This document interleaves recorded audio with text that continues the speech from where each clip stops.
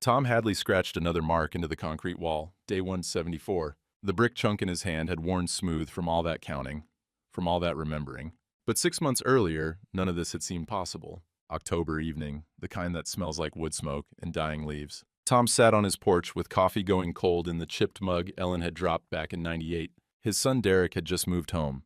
Temporarily, he'd said, after divorce number 2. Brought his new girlfriend Sienna with him. "Just sign here, Dad," Derek said that night, pushing papers across the kitchen table. Routine stuff, financial planning. The pen felt heavy in Tom's hand. Derek's smile didn't quite reach his eyes. Tom signed. 3 weeks later, he woke up on the basement floor, cold concrete under his cheek, darkness, the smell of motor oil and concrete dust, and above him, the sound he'd know anywhere, the deadbolt on his own basement door sliding home from the outside. Tom's fists hit that door until they bled. Derek's voice came through the wood, calm as asking about the weather. "It's for your own good, Dad. You'll see." Footsteps walking away. The lock clicked again. Tom Hadley was 68 years old, a widower of 14 months, a veteran who'd survived Vietnam and 42 years of marriage, and Ellen's long fight with cancer. And his own son had just locked him in the basement like a dog. The first thing Tom did was test the door. Threw his shoulder into it 3 times before his collarbone started screaming. The deadbolt was industrial grade. He could tell by the sound it made when he hit it. Derek had planned this. Bought the hardware, installed it, waited. Tom's workshop, that's where they'd put him. 40 years of tools on the pegboard along the south wall, except now the pegboard showed just outlines where those tools used to hang.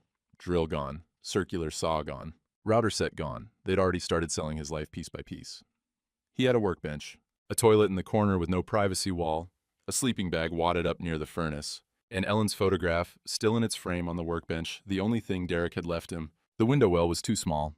He knew that before he tried it, but a man tries anyway. Frozen shut, besides. November cold was already seeping through the concrete blocks. Tom counted those blocks. 216. Then he counted ceiling tiles. 48.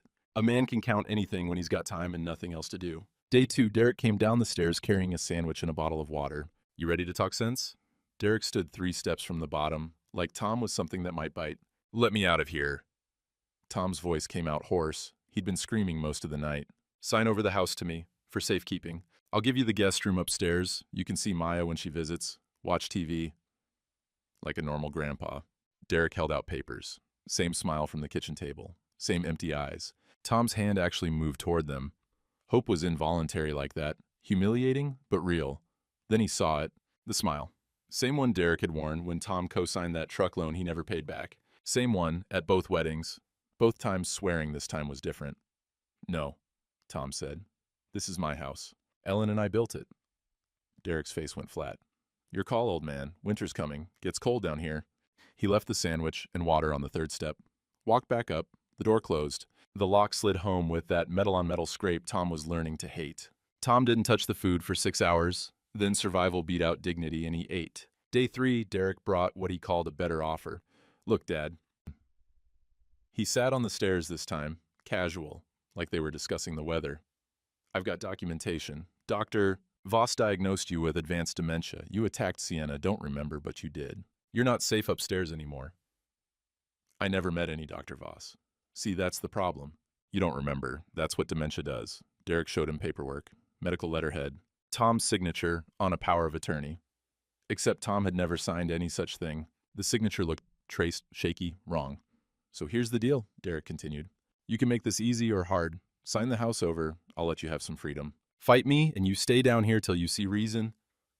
Tom stared at his son, tried to find the boy he'd taught to ride a bike, the teenager he'd helped with homework, the young man he'd walked down the aisle twice, paid for both weddings, even though he couldn't afford the second one. That boy was gone. Had been for years, maybe. Tom just hadn't wanted to see it. "Get out," Tom said. Derek stood. "Your funeral." He reached up and unscrewed the basement's single light bulb. The space went black. "Think about it in the dark," Derek said. "I'll check back in a few days." The door closed. Tom stood in blackness so complete he couldn't see his own hands. He felt his way to the workbench, found Ellen's photograph by touch, held it against his chest even though he couldn't see her face. "I don't know what to do, Ellen," he whispered to the darkness. "But I won't sign. I won't give him our house." Above him, Tom heard the television come on. Voices, Sienna's laugh. The ordinary sounds of people living in his house, while he stood in the dark, below. Then Derek's voice, louder. On the phone, maybe. "Yeah, Dad's doing fine in the new facility. Down in Tampa area, memory issues got bad pretty fast, you know how it goes. Tom's hands clenched around Ellen's picture frame. I'm right here. He screamed it at the ceiling, pounded the floor above with his fists. I'm in the basement. I'm right here. The TV volume went up, drowned him out completely. And Tom understood. To the world outside this basement, he was already gone. Day 14, Tom started doing push-ups, 50 in the morning, right after he woke up, 100 sit-ups at what he guessed was noon, then walking the basement's 12-foot length until his legs burned. It was the only thing that made sense anymore. Keep the body strong, keep the mind sharp, military discipline. The kind of thing that got him through Vietnam and would get him through this. The light had come back on day 4. Derek's Mercy, he'd called it. Now Tom could see what he was doing when he used the loose brick to scratch marks into the concrete wall. Day 1, Day 2, Day 3, each one a small act of resistance. Evidence, if anyone ever found him. Day 18 was Thanksgiving. Tom could smell it through the floorboards. Turkey. Ellen's stuffing recipe, the one with sage and celery her mother had taught her. Pumpkin pie. His stomach cramped so hard he had to sit down. Derek hadn't brought food in 2 days, testing him, seeing how long a 68-year-old man could last on nothing but bathroom tap water. At what Tom guessed was dinner time, he heard Maya's voice. Dad, where's Grandpa? I wanted to see him. Tom's heart lurched, his granddaughter, right above him. He's in Tampa, honey, the facility. Memory got bad. Doctor said it was safer. Can I call him? Facility rules. No calls the first month. Adjustment period. Tom was already moving, pounding the ceiling with both fists, screaming Maya's name until his throat tore. The TV volume went up. Some football game. Commentators shouting about a touchdown. Tom's voice disappeared under it. He heard Maya say something else, too quiet to make out. Then the front door opened and closed. She was leaving. Going back to college? Probably. Believing every word. Derek came down an hour later with a cold pizza slice on a paper plate. Happy Thanksgiving, Dad. Tom stared at it, stared at his son, took the plate without a word. After Derek left, Tom ate the pizza, hated himself for it. But Ellen's voice was in his head. The things she'd said during the cancer, those last hard months. We don't quit, Tom. We do what we have to do to survive, and we don't quit. So he ate. And he did his push-ups. And he kept scratching days into the wall. By day 40, Derek's food delivery had become a game. Sometimes once a day. Sometimes Derek would forget for 48 hours. Tom learned to ration. Hide crackers in his sleeping bag. Make a peanut butter sandwich last 2 days. Rita Pemberton had been delivering mail to Tom's house for 18 years. She noticed things. That's what good mail carriers did. Day 42, she noticed Tom's pension check, the one that came like clockwork on the 15th, had a forwarding order on it to a P.O. box she didn't recognize. She made a note in her route log, mentioned it to her supervisor, who shrugged. Family business, Rita. But it stuck with her. Tom Hadley wasn't the type to change his mail without a word. Her husband, God rest him, had been in Tom's platoon in Vietnam. When the cancer came and the insurance company denied half the claims, Tom had shown up with the groceries every week for 2 months. Never asked for a dime back. Just showed up. Some debts you don't forget. Day 45, Tom heard the table saw. That motor sound. He knew it like he knew his own heartbeat. Craftsman, bought in 1987. Ellen had saved for 8 months to get it for their anniversary. Tom remembered unwrapping it. Newspaper comics for wrapping paper, because they couldn't afford the fancy stuff. He'd cried. Only time Ellen ever saw him cry before the cancer. Now he heard it running upstairs. Heard Derek's voice. Runs great, barely used, 800 firm. A stranger's voice. This is cherry condition, man. Deal. Tom pressed his hands flat against the cold concrete wall. That saw had built their kitchen table. Maya's treehouse. The bookshelf in what used to be Derek's bedroom. When the motor stopped, when he heard the buyer's truck pull away, something broke loose inside Tom's chest. Not rage. Worse than rage. Grief. Derek wasn't just stealing his things. He was erasing the record that Tom Hadley had ever been a craftsman, ever been a husband, ever been here at all. Christmas came. Maya's voice again, bright with suspicion this time. Dad, where's Grandpa's truck and all his tools from the garage? Downsizing for the move, sweetie. Sienna's voice, smooth as his glass. The facility has everything he needs. Can I see his room before he left? We already packed everything up. Tom heard footsteps. Maya moving through the house. Then her voice, sharp. These aren't in Florida, are they? A pause. Tom held his breath. What? Sienna, careful now. Grandma's pearls in your jewelry box. Why would Grandpa take Grandma's pearls to a facility? Your dad grabbed some of her things for comfort. A nursing home lets patients keep valuable jewelry. Silence, heavy and long. Then the door slammed. Maya leaving.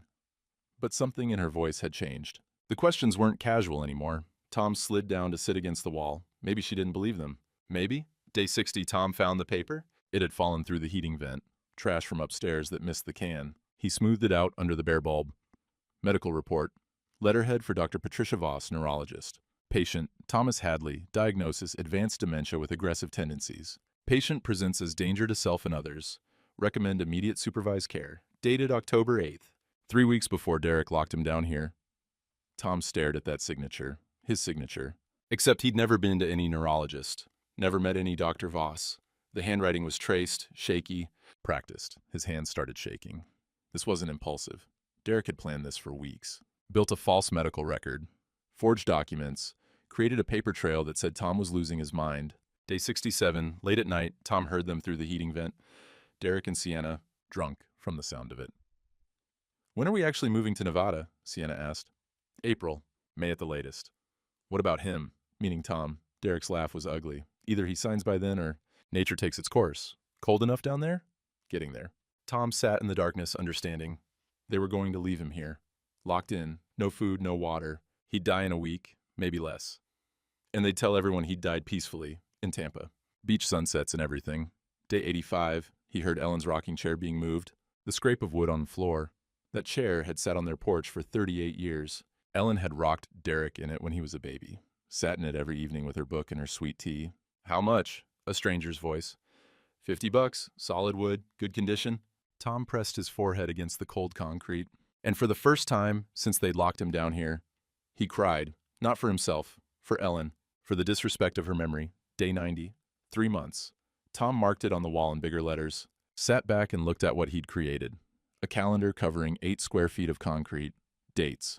Overheard conversations. Items stolen. A criminal record scratched into the walls. His beard had grown wild. He'd lost maybe 35 pounds. Hands shook sometimes from malnutrition. But his mind was sharp. Sharp enough to remember everything. Sharp enough to document it all. At the VFW hall in town, Frank Morrison was having a beer with Mickey, the bartender. Saw Tom Hadley's table saw on Craigslist, Frank said. Derek's thought selling it. Says his old man's in Florida. Mickey wiped down the bar. Yeah, memory issues supposedly. Funny thing, Tom's mind was sharp as mine last time I saw him. That was October. When's the last time anyone actually saw Tom? They both went quiet. Neither had an answer. Rita Pemberton sat at her kitchen table that night. Her folder was 2 inches thick now. Pension checks, 23 of them forwarded. Property transfer documents, tax bills in Derek's name, medical bills for conditions Tom had never had. She looked at her husband's photo on the mantel. Remembered Tom sitting with her for 3 straight nights in that hospital room. Never asked for anything. Just showed up. Tomorrow, she decided. Tomorrow she'd drive to the county legal aid office. In the basement, Tom scratched day 100 into the wall. Overhead, he heard Derek on the phone, angry. What do you mean the pension office needs verification? I've got power of attorney. An investigation? Into what? A pause. Then Derek to Sienna. Something's wrong. People are asking questions. Tom's heart kicked against his ribs. Someone was asking questions. Someone out there remembered he existed. He added one more line to his wall calendar. Day 100. Still here. Still documenting. Still waiting. Day 105. January cold had turned the basement into a freezer. Tom could see his breath in the mornings now. The sleeping bag's nylon didn't breathe. Held his sweat and made him shiver worse. He was doing his push-ups when he heard them upstairs. Voices he didn't recognize. This is beautiful craftsmanship. A woman. Handmade? Yeah, I guess. Sienna, bored. It's just an old quilt.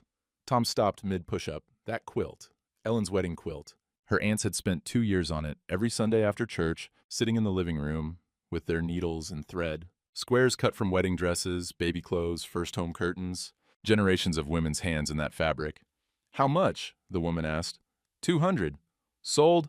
Tom heard the box tape screech. Another piece of Ellen, gone. Sold to a stranger who'd never know that quilt had been on their bed for 42 years, that Ellen had pulled it up to her chin during the last hard nights of cancer, that it smelled like her lavender soap even after she died. He put his forehead against the concrete and focused on breathing. Day 107, Maya called again. Tom could hear it through the floor. Derek had the phone on speaker, probably so Sienna could hear, coach him through the lies. Dad, I called every veterans facility in the Tampa Bay area. Maya's voice was different now, older. None of them have a Thomas Hadley registered. Honey, sometimes they use different names on admission. Privacy regulations, you know. What's the name of the facility? A pause. Tom held his breath. Sunset. And Sunset Palms. I'll get you the number. I want to talk to him. He's not doing great right now, Maya. The doctors think maybe next month. The line clicked. Maya had hung up on him. Tom heard it in the silence that followed. His granddaughter, done with the excuses. At the VFW hall, Mickey was closing up when 3 more guys came in. All of them had the same question. Anybody seen Tom Hadley lately? Not since October, Frank said. That's 6 months. Derek says he's in Florida, another vet added. But Tom loved this town. Hard to picture him leaving. And all his stuff showing up on Craigslist, Frank continued. Tools he'd had for 40 years. Doesn't sit right. Mickey made a decision. He had Rita Pemberton's number. She delivered mail to the VFW twice a week. He pulled out his phone. Rita, it's Mickey at the hall. Listen, folks are asking about Tom Hadley. Day 120. Tom hadn't eaten in 4 days. Derek's latest test, seeing how long the old man could last. Tom rationed the bathroom tap water, but his hands shook constantly now, lightheaded. The push-ups were down to 20. He couldn't manage more. On the 4th day, Derek brought down a sandwich. Watched Tom grab for it like an animal. You ready to sign yet? Tom bit into the sandwich. Hated himself for the desperation. But he chewed and swallowed and didn't answer. Derek shrugged and left. Day 125, Tom heard something that made his blood stop. Late night, Sienna, on the phone with someone. Yeah, another bill from that neurologist. I know, just pay it. Derek says it keeps the story straight. Tom understood then. Someone was being paid. Some doctor somewhere maintaining the lie that Tom Hadley had dementia. That he'd been diagnosed. That the paperwork was real. This went deeper than Derek and Sienna. Other people were in on it. Day 130, Derek and Sienna arguing about Maya. She's asking too many questions, Derek said. Why, she's 19. What's she gonna do? Her mom hates me. Might encourage her to dig. We move in 2 months. Doesn't matter. Tom added it to his wall. 2 months. April. They'd be gone and he'd be locked down here with no food, no water, dead in a week. 200 miles away, Maya sat in her college library with a laptop and a spreadsheet. Every veterans facility in Florida called. Every nursing home in the Tampa Bay area called. Every hospital with memory care units called. 0 Thomas Hadleys. Nowhere? She pulled up the county recorder's website. Property records were public. She typed in her grandfather's address. Owner, Derek Hadley. Transfer date, January 15th. Her grandfather's house. Transferred to her father while Grandpa was supposedly in Florida. Maya opened her banking app. Her savings account had $800. Student loan money she'd been careful with. She found a private investigator's website. Clicked Contact. Subject, Thomas Hadley. Last known location, Millerville, PA. Verify current whereabouts. She hit send. Then she opened a new document and started typing everything she knew. Every lie, every inconsistency, every question that didn't have an answer. If something happened to her, she wanted a record. Day 145. Rita was delivering a package to Tom's back door when she heard it. A sound from the basement window well. Rhythmic, regular, thump, thump, thump. She stood there, mailbag on her shoulder, listening. Not pipes. Pipes didn't have that pattern. This was human. Someone doing push-ups. Someone was doing push-ups in that basement. Rita's hand shook as she set the package down. She walked back to her truck on legs that felt like water, sat in the driver's seat, and pulled out her phone. The folder at her house was 2 inches thick. But now she had something else. Proof. Not just paper. Proof that someone was in that basement. She called Sarah Chen, the legal aid attorney she'd met with 3 times now. I heard him, Rita said. He's in there, in the basement. I heard him. Day 150, 5 months. Tom marked it on the wall. His beard reached his chest now. Weight loss meant his pants didn't stay up. He'd punched new holes in his belt with a nail he'd found. But he was still here. Still marking days, still documenting. Day 150, 5 months imprisoned. Derek planning Nevada move April. Overheard Sienna paying doctor to maintain false records. Rita Pemberton heard me through window well, I think. Hope. Day 152. Tom was rationing a sleeve of crackers when he heard Derek's phone ring upstairs. Hello. Yes, this is Derek Hadley. What do you mean verification? I have power of attorney. I've been cashing those checks legally. A long pause. Tom moved closer to the heating vent. An investigation? Into what? Derek's voice had gone tight, scared. After he hung up, Tom heard him talking fast to Sienna. Pension office is asking questions. They want to verify he's alive. Want to verify I have legitimate authority. What do we do? We move faster, March instead of April. Next month? What about him? We'll figure it out. But we can't wait till May now. Something's wrong. People are asking about him. Tom sat back against the concrete wall. His heart was hammering. Someone was asking questions. Official questions. The pension office. Maybe Rita had said something. Maybe Maya. Maybe the VFW guys who'd noticed he was gone. Hope felt like a physical thing in his chest. Dangerous, because hope could be crushed, and Derek was accelerating the timeline. 1 month, maybe less. Then they'd abandon him down here and disappear. He picked up his brick and added to the wall. Day 152, Derek panicking, pension office investigating. Plans moved to March. People asking questions, don't know if help will come in time. Above him, he heard suitcases being pulled from the closet, the beginning of packing. Tom closed his eyes and talked to Ellen's photograph in the darkness. They're running, Ellen. That means somebody's chasing them. I just need to last a little longer. Just a little longer. Day 155, the coldest week of winter. Tom's breath came out in clouds. The basement temperature had dropped near freezing. Pipes rattled with ice forming inside them. He slept in his coat, thermal underwear, the sleeping bag, and still woke up shivering so hard his teeth clicked together. Derek came down the stairs on day 157, first time in a week. He was carrying McDonald's, Big Mac, fries. The smell made Tom's stomach cramp. Dad. Derek sat on the third step, casual, like they were having a normal conversation. This is stupid. Sign the papers. You can have the guest room, hot showers, see Maya when she visits, watch TV, be a normal grandpa. He held out the pen and papers. Tom's hand moved. He couldn't stop it. 6 days since he'd eaten anything but stale crackers. The smell of that burger was making him dizzy. Guest room, hot water, Maya's face. His fingers were an inch from the pen when he saw it. Derek's smile. The same one from the truck loan. From both weddings. From every broken promise spanning 40 years. Tom's hand stopped. No. Derek's smile disappeared like someone had flipped a switch. Your funeral, he said. Literally. He stood, reached up, unscrewed the light bulb. The basement went black. Think about it, Derek said from the darkness. I'll check back in a few days. The door closed. The lock slid home. Tom stood in blackness, so complete he couldn't see Ellen's photograph 6 inches from his face. He felt for the workbench, sat down on the cold concrete floor, held the frame against his chest. Ellen, he whispered. What do I do? Sign and be warm? Or freeze and keep what's left of my dignity? He remembered her voice from the cancer days, those last terrible weeks when the morphine wasn't enough, and she'd gripped his hand and said, We don't quit, Tom. We keep going till we can't anymore, and then we keep going anyway. Okay, he said to the darkness. Okay. Day 160, 3 days in darkness. Tom couldn't see the calendar on the wall. Couldn't see the marks he'd scratched. Couldn't see anything. He felt his way around the basement, counting steps. Workbench to toilet, 8 steps. Toilet to furnace, 12 steps. He talked to Ellen more. Out loud. Didn't care if he was going crazy. Crazy was better than surrender. Day 163, the light came back. Tom blinked against it, eyes watering. There was bread by the door, moldy on one corner, a bottle of water. Derek's mercy. Tom ate the mold and the bread both, drank the water, hated himself, and did it anyway. 200 miles away, Maya's phone rang. Ms. Hadley, this is Rick Pemberton, the investigator you hired. Maya's heart jumped. Did you find him? That's the thing. I can't find any record of your grandfather in Florida. No facility admissions, no flight records, no rental car, no credit card usage since October. Last verified location was his home address in Millerville. So he never left. Either that or, well, I'm sorry to say this, but either he never left or he's deceased. Maya's hands went cold. My father said he's alive. In Tampa. Then your father is lying. After she hung up, Maya pulled up Rita Pemberton's number. She'd found it in her grandmother's old address book, the mail carrier who'd known Grandpa for years. Miss Pemberton? This is Maya Hadley, Tom's granddaughter.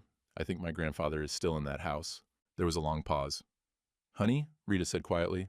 I think so too. And I think he's in trouble. Day 167. Rita was delivering mail when she heard it again, the thumping from the basement window well. Fainter than last time, but still there. Tom was still alive. Still exercising, still fighting. She stood on that back porch, mailbag on her shoulder, making a decision. She called Sarah Chen from her truck. I heard him again. He's in there. In the basement. You're certain? I'm certain. What do we do? Chen was quiet for a moment. I'll push Adult Protective Services harder. We need that welfare check. Can you meet me tomorrow? Day 169. Maya and Rita met at a diner in Millerville. 2 women who'd never spoken before. But they both loved the same man, and they both knew he was in danger. Maya spread her evidence across the table. Facility calls, property records, PI report, timeline. Rita added her folder. Pension checks, medical bills, tax documents. Together, it was irrefutable. How do we get him out? Maya asked. Adult Protective Services is opening a case. They need sheriff escort for the welfare check. Sarah Chen is pushing for April 14th. That's 3 weeks away. It's the best we can do. Rita reached across the table, squeezed Maya's hand. Your grandfather survived 5 months. He'll survive 3 more weeks. Day 170. Sarah Chen walked into the Adult Protective Services office with a file folder that landed on the desk with a thud. Mrs. Brennan, the investigator, opened it, read 3 pages, looked up. This is one of the worst cases I've seen on paper. Then let's make sure it doesn't get worse, Chen said. We need that welfare check. April 14th. Sheriff escort. I'm filing formal complaint today. Mrs. Brennan picked up her phone. I'll coordinate with the sheriff's office. In the basement, Tom heard Derek packing. Day 172, suitcases, boxes, the scrape of furniture being moved. Derek on the phone. Yeah, we're moving up the timeline. March 15th, everything's set. Tom pressed his ear to the heating vent. What about the house? Leave the keys on the counter. We're done here. Done. They were leaving, and they weren't planning to unlock the basement door first. Tom's hands shook as he picked up his brick, scratched into the wall. Day 172, Derek leaving March 15th. Planning to abandon me locked here. Will die of dehydration in 7 to 10 days. This is murder. Day 173, April 13th. Tom woke to silence. Wrong kind of silence. No footsteps overhead, no TV, no voices. He found a note slid under the door. We're leaving tomorrow. You had your chance. Tom read it 3 times. Looked at his calendar on the wall. 173 days, nearly 6 months. He was so weak now he couldn't do push-ups anymore. Could barely walk the basement length. Hands shook all the time. Lost maybe 40 pounds. He picked up his brick one last time. Scratched his final message. April 13th, 2024, day 173. If found, Derek Hadley imprisoned his father here for 6 months. Stole property, forged medical records, planned to abandon me to die. This is my testimony. Thomas Hadley. He set down the brick, lay down on his sleeping bag, picked up Ellen's photograph. I tried, Ellen, he whispered. I really tried. But I think this is it. I'm coming to see you soon. His eyes closed. Body giving out, dehydration, malnutrition, hypothermia, cold settling into his bones. Above him, Derek's truck started. Pulled out of the driveway. The house fell silent. Tom's breathing slowed. Outside, 6 hours away, Rita Pemberton sat in her mail truck at 4 a.m. Couldn't sleep. Tomorrow was the day. April 14th, the rescue. She looked at her husband's photo on the dashboard. I'm coming for him, Danny, like he came for us. She started the engine. Rita's kitchen, 6 in the morning, coffee brewing. Her folder on the table, 2 inches thick with evidence. Her phone buzzed. Maya, 30 minutes out. See you there. Another text. Sarah Chen, APS and sheriff confirmed 10 a.m. Don't be late. Rita's hands shook as she poured coffee. 6 months she'd been watching this. 6 months of knowing something was wrong and building the case brick by brick. Today, it ended. She looked at her husband's photo on the mantel. Danny had been in Tom's platoon. Tom had sat with her for 3 straight nights when the cancer took Danny. Never asked for anything. Just showed up. Some debts you pay forward. 7:30. Maya's car pulled up. The girl who got out wasn't 19 anymore. Something in her had aged these past months. She carried a folder as thick as Rita's. Miss Pemberton? Call me Rita, honey. They sat at Rita's kitchen table, spread out the evidence. Rita's pension records and property documents, Maya's facility calls, and private investigators' report. Together they covered every angle. How bad do you think it is? Maya asked quietly. Rita thought about the thumping through the window well, how it had gotten fainter each time. Bad. But we're getting him out today. 9 o'clock. County Sheriff's Office. Sheriff Ed Dawkins read the warrant one more time. Welfare check. Adult Protective Services. Escort. He'd gone to school with Derek's cousin. Hard to believe Derek would do something like this. But the evidence in front of him didn't lie. Sarah Chen walked in with Mrs. Brennan from APS. The investigator looked at the file photos. Tom's basement, the documentation Rita had compiled, the medical records that didn't add up. This is bad, Mrs. Brennan said. If he's actually in there, then we get him out, the sheriff said, and Derek Hadley goes to jail. 9:30. Post office parking lot. 5 vehicles forming up, sheriff's patrol car, APS van, Rita's mail truck, Maya's sedan, Sarah Chen's car. Rita briefed everyone. Basement door is on the left side of the house. That's where he is. Maya's voice was tight. What if my dad already left? What if he took Grandpa? Then we call it kidnapping, the sheriff said. But I don't think he's gone. Derek's truck was there when I drove by yesterday. 9:55. The convoy turned onto Maple Street. Derek's truck was still in the driveway. Rita's heart hammered. He's still here. Maya's hands were white-knuckled on her steering wheel. Good. I want to see his face. They parked. 5 vehicles, 6 people getting out, official vehicles, uniforms. This wasn't going to be quiet. Derek appeared at the window. His face went white. 10 o'clock exactly. Sheriff Dawkins knocked on the door. Derek answered in a bathrobe. Can I help you, officers? Welfare check on Thomas Hadley, please. Mrs. Brennan's voice was professional, cold. My father's in Florida. I've explained this to... Check the basement. Rita stepped forward. He's in the basement. Derek's face changed. The smooth mask cracked. You can't just... There's nothing in the basement. It's just storage. We have a warrant, Derek. Guys, Derek. The sheriff held it up. Step aside. I don't consent to... Maya appeared behind Rita, stepped into view. Derek's face went slack. Maya? What are you doing here? His daughter looked at him like he was something she'd found on the bottom of her shoe. Where is he, Dad? I told you. He's in Florida. This is just... I called every facility in Tampa Bay. He's not there. Her voice could have cut glass. Where is he? The sheriff pushed past Derek.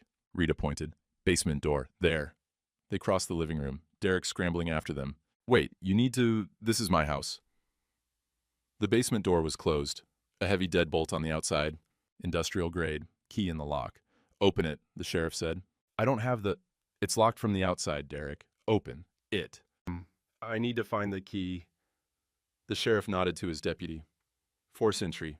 And the deputy's boot hit the door. The frame splintered, but the deadbolt held. Second kick. Third kick. The wood gave way. The door swung open, stairs descending into darkness. A smell came up. Unwashed body, concrete, despair. Mr. Hadley? The sheriff called down. Thomas Hadley? Silence. Rita's heart stopped. They were too late. 6 months and they were too late. Then a sound, movement, weak, flashlight beam swept the basement, and they found him. Tom Hadley, in the corner by his workbench. 68 years old, but he looked 85. Skeletal. Beard to his chest, filthy thermal underwear that hung on him like a scarecrow, eyes blinking against the light. Jesus Christ. The sheriff's voice cracked. Rita pushed past him. Tom, it's Rita. We're here. You're safe. Tom's voice came out like sandpaper. Day 174? It's April 14th, honey. We came to get you. Tom's eyes focused slowly, found Rita, then moved to the walls. Check the walls, he said. Evidence. All of it. Check the walls. The sheriff's flashlight swept the concrete. Every surface covered in scratched writing, calendar marks, dates, overheard conversations, stolen items, names, times, a complete criminal record documented in brick and concrete. Mrs. Brennan was already taking photos, tears streaming down her face. The sheriff turned. Derek was at the top of the stairs. His daughter stood beside the sheriff now. Derek Hadley. The sheriff's voice was shaking.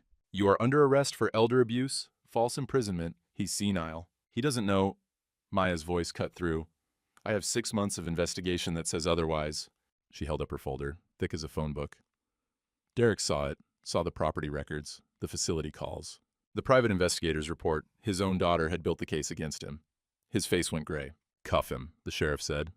At the back door, Sienna was trying to slip out. The second deputy caught her. She started screaming. She didn't know. She didn't do anything. This was all Derek. EMTs came down the stairs, started working on Tom, vitals, IV, blankets, severe dehydration, malnutrition, hypothermia, multiple infections. The lead paramedic looked up at the sheriff.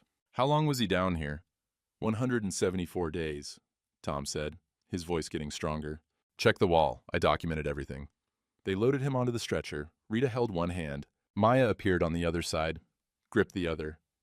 Grandpa? Maya was crying. I'm so sorry. I should have known. You figured it out, Tom said. That's what matters. You didn't believe them. Not for a second. Not after I found Grandma's necklace. They carried him up the stairs. Through his living room, his house that smelled like Sienna's perfume and strangers. Out the front door, into April sunlight. Tom closed his eyes against it. First real sunlight in 6 months. It hurt. It was beautiful. In the ambulance, Maya held his hand. Tom looked at her. You investigated. For 6 months, she said. Since Christmas, I hired a private investigator, called every facility, documented everything. Tom's eyes filled. Your grandmother would be so proud. The ambulance pulled away. Tom looked back through the window at his house, his prison, his future, all uncertain now. Am I dead? he whispered. Is this a dream? You're alive, Grandpa. Maya squeezed his hand. You're safe now. Tom's eyes closed. The adrenaline drained out of him all at once. His blood pressure dropped. BP's dropping, the paramedic said. He's going into shock. Sirens wailed. The ambulance accelerated. Maya held her grandfather's hand and prayed. 11 a.m. Veterans Hospital emergency room. Tom on a gurney under fluorescent lights. Nurses moving fast. IVs going in both arms. Warming blankets. Monitors beeping. Severe malnutrition. Dehydration. Body temp 94 degrees. Multiple infections. The doctor looked up from Tom's chart. How long did you say he was down there? 174 days? The nurse read from the intake form. Jesus. The doctor's jaw clenched. Start antibiotics. Feeding tube if he can't keep food down. And somebody call social services. Maya sat in the waiting room, hands clasped, Rita beside her. He survived 6 months, Rita said quietly. He'll survive this. What if we were too late? What if we weren't? Rita's voice was firm. That man's tougher than iron, always has been. Across town, at the county jail, Derek Hadley was being processed. Orange jumpsuit, mugshot, fingerprints. The booking officer read the charges out loud. Elder abuse, first degree, false imprisonment, fraud, theft, forgery, attempted murder. Derek's lawyer, some kid fresh out of law school, tried to interrupt. My client denies. Save it for the judge, the booking officer said. Bail hearings Monday. Sienna was in the next cell, screaming that she didn't do anything. This was all Derek. She was scared of him. Nobody was listening. 1 p.m. Local news vans pulled up to Tom's house. Channel 7, Channel 11, regional affiliates. The story was spreading like fire. Millerville man held prisoner in own basement for 6 months. They showed the house, the broken basement door, Derek's mugshot, an old photo of Tom from the VFW newsletter, smiling, healthy, holding a hammer at some charity build. The reporter stood on Tom's front porch. Neighbors say they had no idea Thomas Hadley was being held captive just feet below where they walked. Tonight, a community is asking, how did this happen? By evening, the story had gone regional, then national. Tom's face on screens across Pennsylvania, then Ohio, then everywhere. April 15th, 8 a.m. Tom woke in a hospital bed, sunlight through the window, real sunlight, not the bare bulb in the basement, not darkness, actual morning sun. He moved his hand, it responded. Felt the IV line, the clean sheets, heard the monitor beeping steady. Maya was asleep in the chair beside his bed. Tom's throat tightened. He thought he'd never see her again. Thought he'd die in that basement, and Derek would tell her he'd passed peacefully in Florida. But here she was, real, breathing, his granddaughter. He tried to speak. His throat was raw from screaming, from 6 months of cold air. Maya's eyes opened. Grandpa? Is this real? His voice barely worked. She took his hand, squeezed it. It's real. You're safe. You're at the Veterans Hospital. Tom's eyes filled. He couldn't stop it. 6 months of not crying, of refusing to let Derek see him break, and now the tears came like a flood. Maya held his hand and cried with him. 10 a.m., Sheriff Dawkins came in with a notebook and a tape recorder. 4 hours of testimony. Tom's voice hoarse, but his memory sharp as broken glass. Start from October 24th, the sheriff said. Tom told it all, the paperwork signing, waking up in the basement, Derek's negotiations, the fake diagnosis, tool sales, Ellen's things thrown away, the Nevada plan, every overheard conversation, every stolen item, every day marked on the wall. Your wall writings, the sheriff said. That's the strongest evidence I've ever seen. You documented everything. Had nothing but time, Tom said. And I knew if I died down there, somebody needed to know the truth. The sheriff closed his notebook, looked at Tom for a long moment. Mr. Hadley, I'm sorry. We should have asked harder questions when you disappeared. We should have... You're asking now, Tom said. That's what matters. 2 p.m. Tom's first shower in 6 months. A nurse helped him to the bathroom. He could barely walk. Legs like water. The water hit his skin and he gasped. Too hot. Everything felt too hot after 6 months of freezing basement. But he stood under it anyway. Let it pour over him. Real soap. Not the rough bar Derek had thrown down once a month. Real shampoo. His beard was too wild to save. The nurse had already said they'd shave it tomorrow. There was a mirror over the sink. Tom looked at himself and didn't recognize the man staring back. Skeletal. Sunken eyes. White hair wild. Aged 20 years and 6 months. He gripped the sink edge. Started crying again. Not from sadness. From rage. From grief. From everything. The nurse waited outside. Gave him privacy for it. April 16th. Tom's hospital room filled with flowers. The first visitors were from the VFW, 7 older vets, all of them with the same look on their faces, guilt mixed with determination. Mickey the bartender, Frank who'd bought the table saw, the commander, 4 others Tom had known for years. "We didn't know," the commander said. "Brother, we didn't know you needed us." "You came when it mattered," Tom said. "That's what counts." They'd brought a check, VFW Support Fund, $4,000, collection from 3 different chapters. Tom tried to refuse it. They wouldn't let him. April 17th, the pastor from Tom's church. "Our congregation failed you," he said. "We believed Derek's lies without questioning." Sunday's collection had been for Tom. 800 people in the church, every one of them putting money in the basket. Shame and restitution mixed together. Tom thought about all those Sundays he'd heard church bells through the basement ceiling, marking time, knowing the world was going on without him. "You didn't know," he told the pastor. "None of you knew." "We should have asked," the pastor said. "We should have checked." April 18th, Carl from next door. The old man with the dog, Rusty, who'd barked at Rita's mail truck every day. Tom had listened for that bark, used it to mark time. "I heard noises from your basement," Carl said. His hands shook. "Thought it was pipes. I should have checked. I should have knocked on the door and asked." "You didn't know what you were hearing." "I should have known. I should have—" Carl's voice broke. "Tom, I'm so sorry." Pattern emerging. Everyone felt guilty. Everyone asking why they didn't question Derek's story. Tom understood. Small towns ran on trust. You believed your neighbors, believed families took care of their own. Derek had counted on that, used it like a weapon. April 19th, a reporter requested an interview. Tom was hesitant. Maya encouraged him. "Tell your story. Help other people." So he did. Brief, careful. The reporter's questions were gentle. "What do you want people to know?" Tom thought about it. Silence doesn't mean surrender. It means you're planning. Entrust your family, but verify. Even blood can betray you. The article went viral that night. Elder abuse advocacy groups called the hospital. Wanted to talk to him, wanted him to speak. Tom was still processing being alive. Couldn't think about that yet.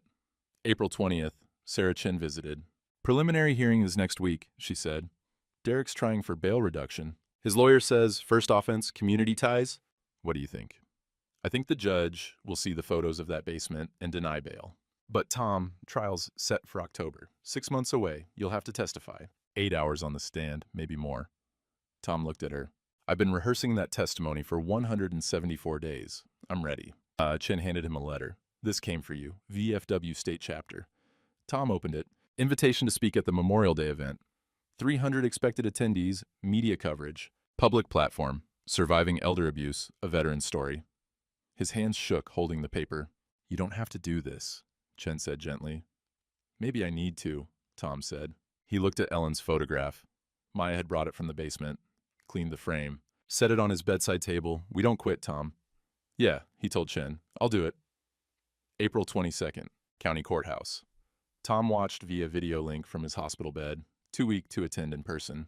But he could see everything. The courtroom, the judge, Derek in orange jumpsuit and handcuffs, his son, the boy he'd taught to ride a bike, the man who'd locked him in a basement for 6 months. Derek wouldn't look at the camera, wouldn't look at his father. The charges were read aloud. Elder abuse, first degree, false imprisonment, fraud, theft, forgery, attempted murder. Derek's lawyer stood, young guy uncomfortable. "Your Honor, my client has no prior record. Strong community ties. We request reasonable bail." The prosecutor cut him off. County DA handling this one personally. "Your Honor, the defendant held his own father prisoner for 174 days, starved him, froze him, sold his possessions, planned to abandon him locked in a basement to die. We have documentation. We have physical evidence. We have the victim's testimony scratched into concrete walls." The judge looked at the photos, Tom's basement, the wall writings, Tom's condition when they found him. The judge's face went hard as stone. Bail denied. Defendant presents extreme flight risk and ongoing danger to the victim. Derek's face collapsed.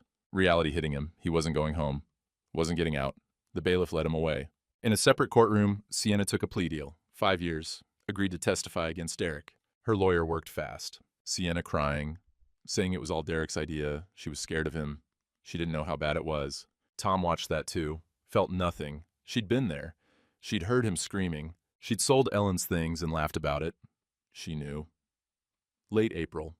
Tom was released from the hospital. Still weak, using a cane, daily physical therapy, but alive, free. Rita picked him up. "You're staying at my place until you're ready." Tom started to argue. Rita gave him a look that would stop a charging bull. Tom Hadley, you sat with me for 3 nights when my Danny was dying. You kept me from losing my house. You don't get to argue, you're staying at my place and that's final. So he did. Rita's guest room. Clean sheets, morning routine before her mail route. She'd make breakfast, they'd sit in silence drinking coffee. Then she'd leave and Tom would do his exercises. It felt like family. Strange and new, but family. May 1st. Tom's first return to his house. Maya drove. They sat in the driveway for 5 minutes before Tom could make himself go in. The front door. His door. But it didn't feel like his house anymore. Inside, everything was different. Furniture gone, walls bare, the smell of Sienna's perfume still hanging in the air. Tom walked through rooms like a ghost. Kitchen where he and Ellen had cooked together for 40 years. Living room where they'd watch TV. Bedroom where she'd died. All of it stripped, emptied, violated. The basement door was still broken from the sheriff's boot. Tom stood looking at it. "I want it sealed," he said. "New door, lock from the inside only. Make it storage access from outside. I'm never going down there again." Maya called a contractor. Guy came out that afternoon. Looked at the basement. Looked at Tom. "This symbolic or practical?" the contractor asked. "Both," Tom said. May 5th, painting started. Tom and Maya, paint rollers, covering Sienna's sage green with Ellen's old cream color. Physical work, therapeutic, every stroke covering what they'd done here. "We're taking it back," Maya said. "Yeah," Tom agreed. "We are." May 8th. Rita's morning coffee ritual became permanent. 6 a.m., Tom's porch. She'd stop before her mail route. 2 cups of coffee, newspaper, silence mostly, sometimes talking. She never made it feel like charity. Just, this is what we do now. This is family. Tom tried to thank her once. She'd waved him off. "Your husband sat with me when Danny was dying." Danny was my platoon mate." "Exactly. So stop trying to thank me and drink your coffee." May 10th. The VFW invitation stared at Tom from his kitchen table. Memorial Day, May 29th. 300 people. Media coverage. He'd have to stand up there and tell it. All of it. Maya found him looking at it. "You don't have to do this." "Maybe I do." Tom picked up the letter. How many other people are trapped like I was? How many families don't ask the hard questions? You want to help them. I want to try. May 15th. Tom started writing the speech. Yellow legal pad, coffee. Ellen's photograph beside him. "My name is Thomas Hadley. 6 months ago, my son locked me in my basement and tried to erase me from the world. He crossed it out. Too dramatic. These were regular people. Needed to talk to them like neighbors. My name is Tom Hadley. Last October, my son put me in the basement. Kept me there till April. I want to tell you what that was like. So maybe you can help someone else. Better, plainer. True." He wrote for 3 hours. Crossed out, rewrote. The details were easy. He'd been living them in his head for 6 months. The hard part was deciding what to share. How much was too much? Maya read the first draft. "It's good, Grandpa, but maybe less detail on the starvation? People need to understand, but they don't need nightmares." Yeah. Tom rewrote it. Less horror, more warning signs, more about community responsibility. I was in my own house. Neighbors drove by every day. Mail was delivered. Nobody asked hard enough questions. I'm not blaming them. I'm saying we all need to ask harder questions. May 18th. Practice run with Rita. Tom read the speech in his living room. Rita listened. His voice broke in places. Hands shook, but he got through it. Rita was crying when he finished. "Tom, people need to hear this. I don't want pity." "It's not pity, it's action. You're telling them what to look for, how to help." Tom nodded, revised again. Less victim, more advocate. Less, "this happened to me," and more, "this is how you stop it happening to others." May 22nd. Final draft. Complete. The speech focused on 3 things: warning signs, community responsibility, asking hard questions, warning signs, sudden facility transfers, mail forwarding, property changes, family member controlling all access, community responsibility, check on your neighbors. Don't assume silence means okay. Trust but verify. Hard questions. Can I visit? Can I speak to them directly? Why the sudden changes? VFW commander, read it. This is exactly what people need to hear. May 25th. Media requests started flooding in. Regional TV, newspapers, elder abuse organizations, everyone wanted to interview Tom. He said no to most of them, agreed to one, local TV station, pre-Memorial Day feature. The interview was short. Tom in his living room, calm, direct. "What do you want people to know?" "I'm not special. I'm just someone who refused to disappear. And I'm proof that if you ask the hard questions, if you don't accept easy answers, you can save someone." And the clip went viral. Elder abuse hotlines reported a spike in calls. People recognizing the signs in their own families? May 27th, 2 days before the speech. Tom on his porch, speech notes in hand, reviewing one more time. Rita pulled up after her route. You ready for Monday? No, Tom said honestly, but I'm doing it anyway.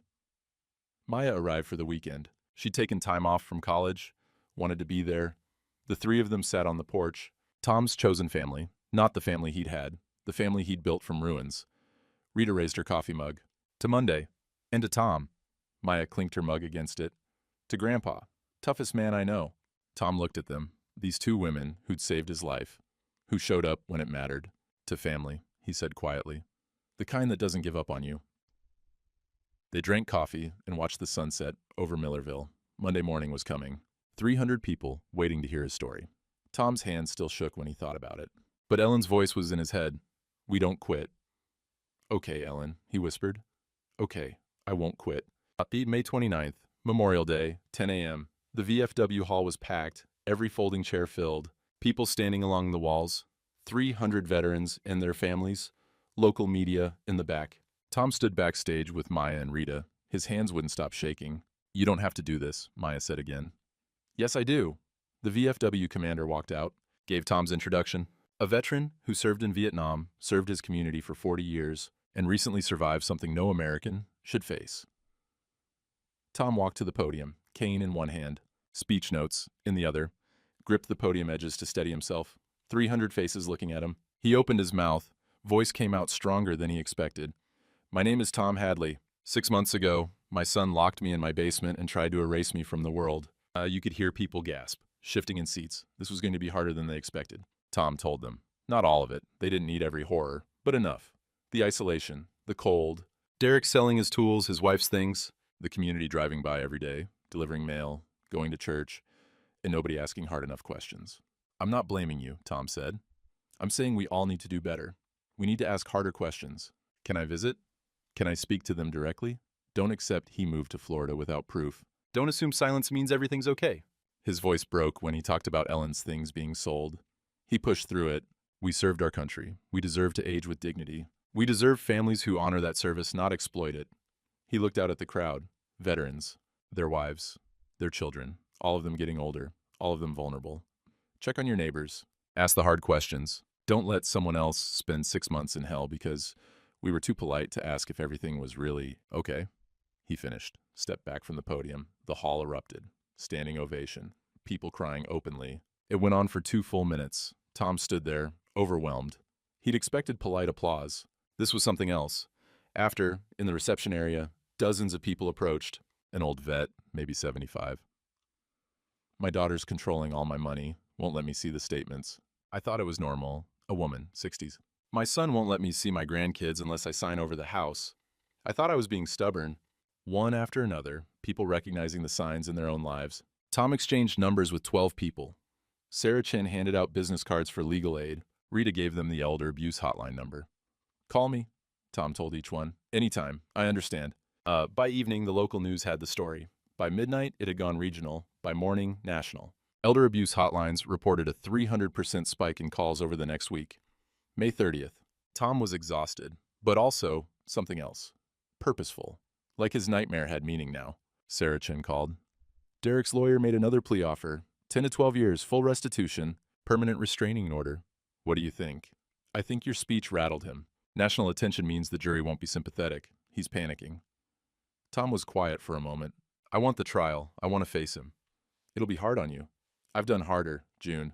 Trial preparation became Tom's full-time job. Sarah Chin came to his house 3 days a week. Mock testimony sessions, walking him through what the prosecutor would ask, what the defense would try. Tell the jury about October 24th. Tom's answer was detailed, precise. 6 months of documenting had locked every memory in place. The defense will try to paint you as confused. Memory issues. Want me to recite day 67's overheard conversation? Day 82? Day 103? Chin smiled grimly. That should shut them up. Cross-examination practice was harder.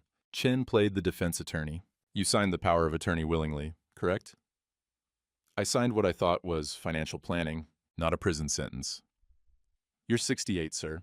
Could your memory be confused about? My memory is perfect. I can tell you what Derek said on day 14 at 3 p.m. What he sold on day 45? What Sienna said about Nevada on day 67?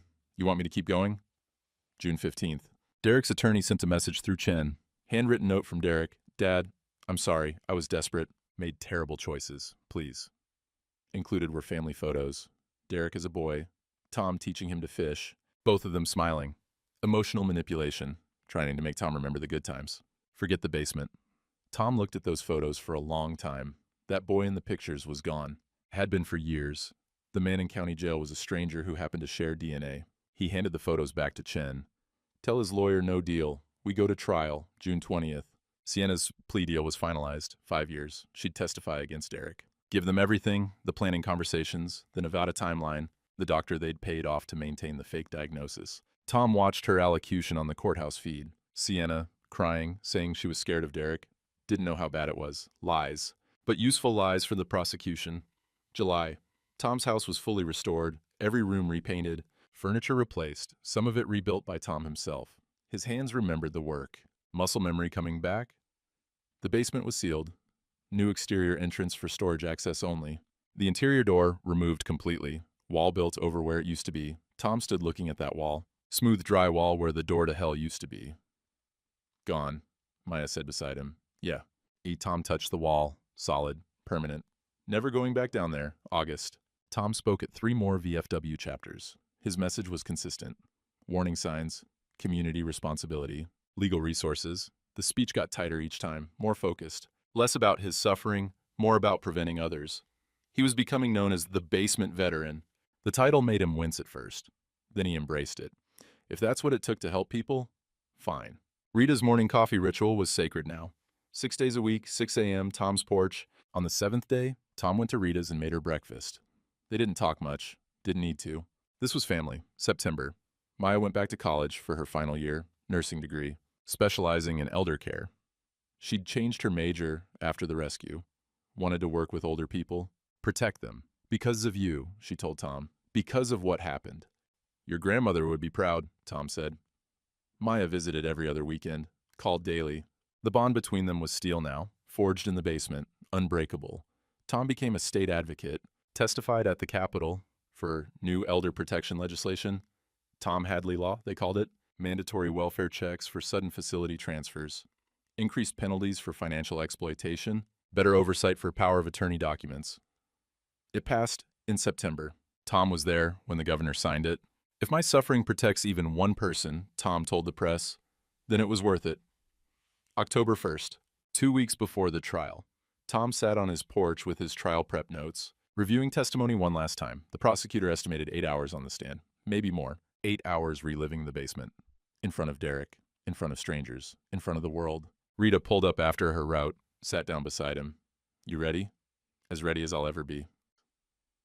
Maya arrived that evening. She'd taken the week off, would be there every day of the trial. I'll be in that courtroom, she said. Every single day, you won't be alone.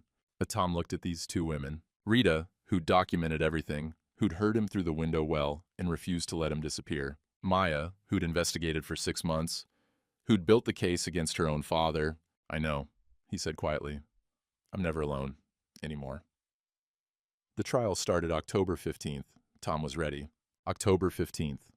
Opening statements. The courtroom was packed. Media, VFW members, community witnesses. Tom sat in the gallery between Rita and Maya. Derek at the defense table in a suit, clean-shaven. His lawyer had coached him to look respectable. But when Tom looked at his son, all he saw was the man who'd unscrewed that basement light bulb and left him in darkness. The prosecutor stood. County DA, mid-50s, built like she'd been born angry. This is about a son who imprisoned his father to steal his life. For 174 days, Thomas Hadley was held captive in his own basement. Starved, frozen, erased. While the defendant sold his possessions and told everyone his father was in Florida, we will prove premeditated elder abuse. We will prove fraud. We will prove attempted murder. Derek's lawyer stood next, young, uncomfortable. This is about a desperate man who made terrible choices under financial pressure. Not about malice, about desperation, about the prosecutor cut him off during cross. He bought the deadbolt 3 weeks in advance. He forged medical records. He planned this. That's not desperation, that's calculation. October 16th through 17th, evidence. The jury saw photos of the basement. Tom's wall writings projected on screens. Calendar marks. Scratched conversations, dates, names, a complete criminal record documented in concrete. Juror number 4 started crying, had to step out. They heard from Rita, her pension documentation. Property records, medical bills for doctors Tom never saw. They heard from Maya, her facility calls. Private investigator report. Timeline, they heard from the sheriff, the rescue, Tom's condition. The deadbolt locked from the outside. Medical experts testified. Mr. Hadley's malnutrition is consistent with prolonged starvation. His injuries consistent with 6 months of physical neglect and psychological torture. October 18th. Tom took the stand. He was sworn in, sat down, looked at the jury, not at Derek, not yet. The prosecutor's voice was gentle. Mr. Hadley, please tell the jury about October 24th. Tom did. The paperwork signing. Derek's smile. Waking up 3 weeks later on concrete. The deadbolt. The darkness. Derek's negotiations. He told them about the cold, the hunger, the calendar scratches. Listening to his life being sold overhead. That table saw, Tom's voice caught. My wife saved 8 months to buy it for our anniversary. I built our kitchen table with it, our granddaughter's treehouse. And I heard Derek sell it for $800 to a stranger. Juror number 4 was crying again. So was number 7. Tom told them about the fake diagnosis, the forged signature, the Nevada plan he'd overheard. They were going to leave me locked down there. Let me die of dehydration. Tell everyone I died peacefully in Florida. And he told them about the wall documentation he got. If I died, someone needed to know the truth. So I scratched it into the concrete. Every day, every conversation, every item stolen, evidence. And the cross-examination started. Derek's lawyer tried. You signed the power of attorney willingly, correct? I signed what I thought was financial planning. You're 68, sir. Is it possible your memory of events is, you want me to recite day 67? Derek and Sienna talking about Nevada. Either he signs by then or nature takes its course. Sienna asked if it was cold enough down there. Derek laughed. That was 11 p.m., January 6th. Want me to keep going? The lawyer backed off.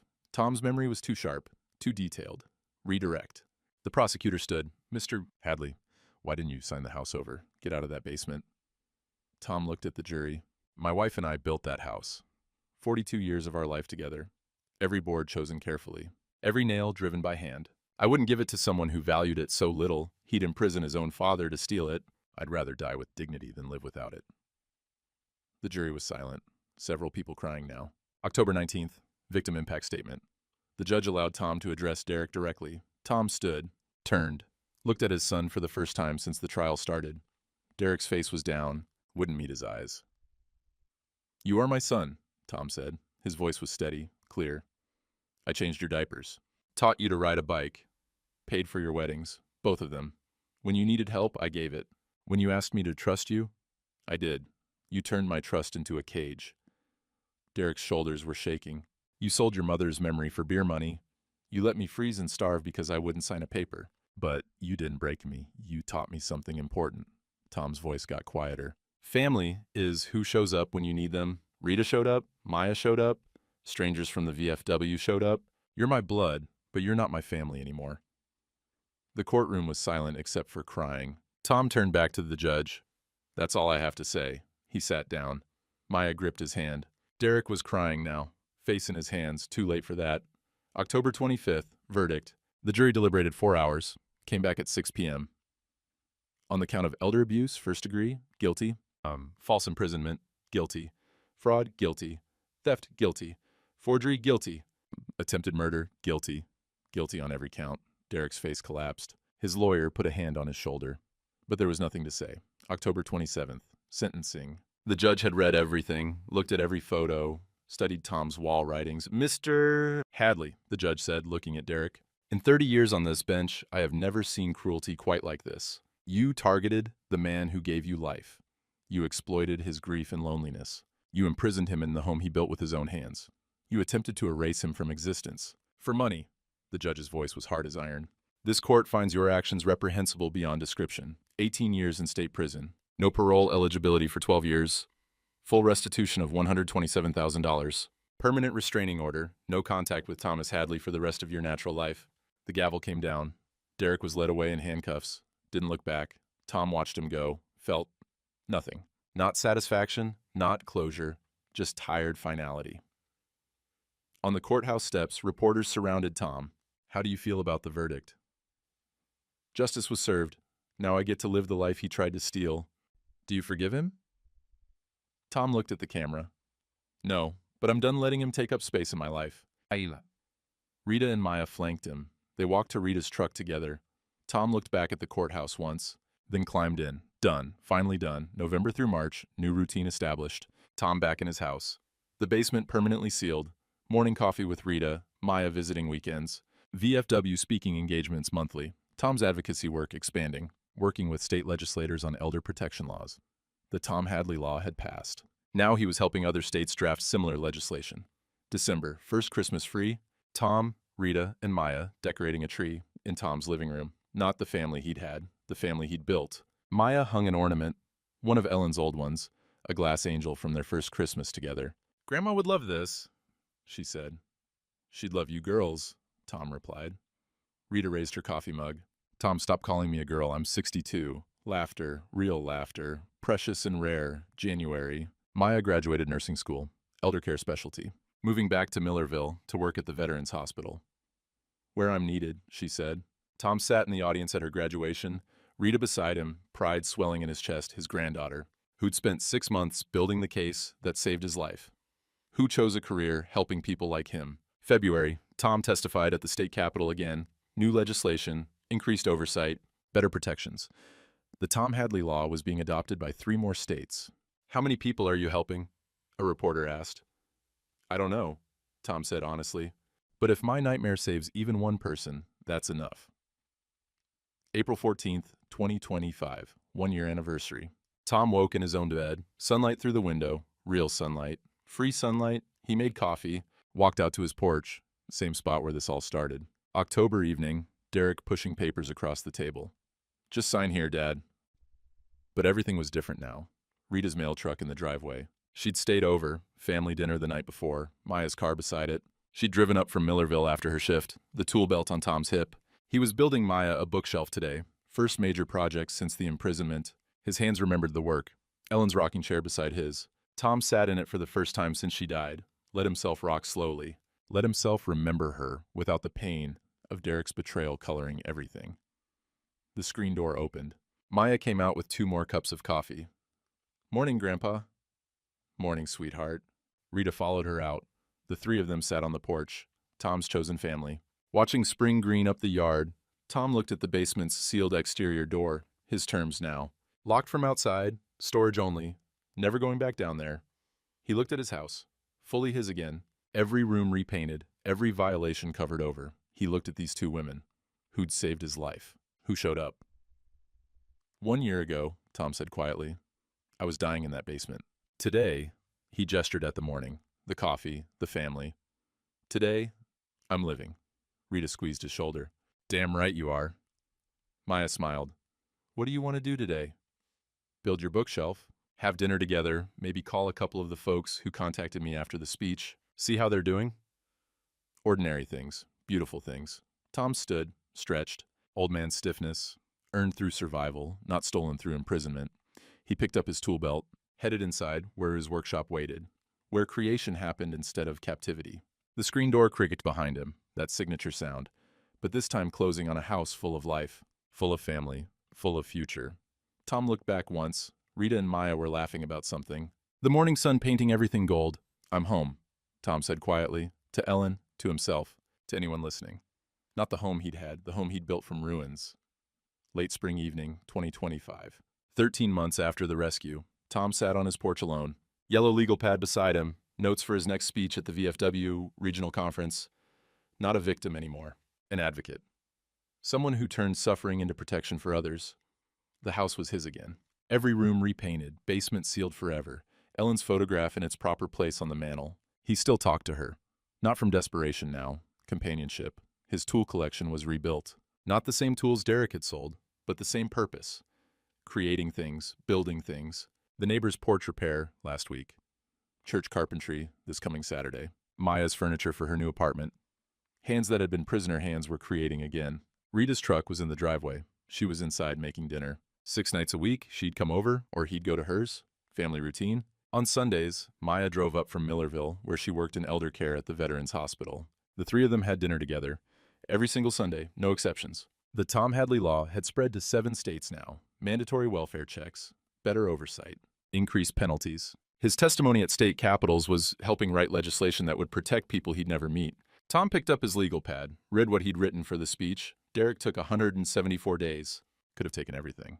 But he only got days. I still have my name, my mind, my purpose. I still have the family I chose. I still have tomorrow. Tomorrow. That was the thing, wasn't it? After the basement, Tom had thought his tomorrows were gone, that he'd die in darkness and be forgotten. But here he was, watching the sunset, smelling Rita's cooking through the screen door, knowing Maya would call at 8 like she always did. Tomorrow existed again. That was enough. Ellen used to say, "We don't quit, Tom." She was right. He hadn't quit, hadn't surrendered, kept his dignity when Derek tried to steal everything else. Some men are tested by war, some by disease. Tom had been tested by his own son's greed, but he'd survived. More than survived, he'd transformed it, turned his nightmare into a shield for others. Tom stood, stretched. His body was older now, scarred by the basement, but healing, getting stronger every day. The screen door opened. Rita called out, "Dinner's ready. You coming?" Tom looked at his porch one more time. The rocking chairs, both of them occupied now.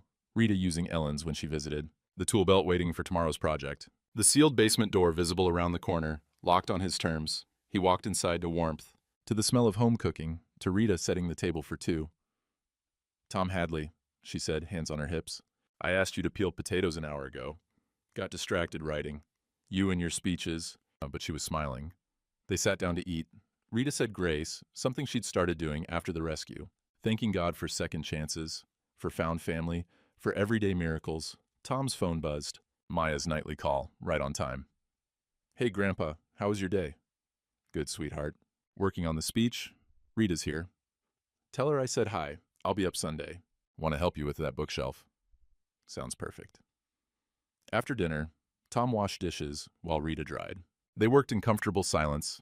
This was family, not the family he was born into, the family he'd chosen, the family that had chosen him back. Rita left at 9. Tom walked her to her truck. "See you tomorrow morning?" she asked. 6 a.m. Coffee will be ready. He watched her drive away, taillights disappearing down Maple Street. Tom walked back to his porch, sat in Ellen's rocking chair, rocked slowly in the gathering darkness. The basement had tried to kill him. Derek had tried to erase him. But here he was, still Tom Hadley, still standing, still building, still helping others, still here. The screen door was open behind him, the house lit up and warm, his house, his home. Built from ruins, but standing strong. Tom closed his eyes, listened to the spring crickets, felt the evening breeze, smelled the flowers Rita had planted along the porch last month. All of it real, all of it his, all of it earned. "I'm home," he said quietly into the darkness. And for the first time in a long time, he truly was.